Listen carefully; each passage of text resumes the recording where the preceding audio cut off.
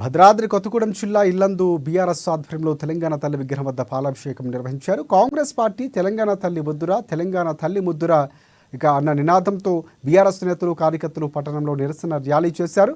అనంతరం పట్టణంలోని జగదాంబ సెంటర్లో తెలంగాణ తల్లి విగ్రహానికి పూలమాలలు వేశారు. ఈ కార్యక్రమంలో మాచి గ్రంథాలయ సంస్థ చైర్మన్ దుండిగల రాజేందర్, బీఆర్ఎస్ నాయకులు, శ్రేణులు పాల్గొన్నారు.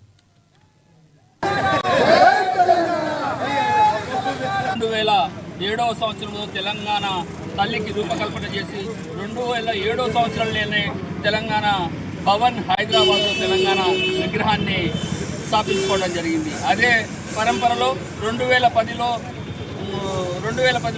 గౌరవ అప్పటి ఎమ్మెల్యే శ్రీ హరీష్ రావు గారి చేతుల మీద ఈ విగ్రహాన్ని ఆవిష్కరించుకోవడం జరిగింది. ఇటువంటి విగ్రహము ప్రపంచ దేశాల్లో ఎక్కడ కూడా లేదు.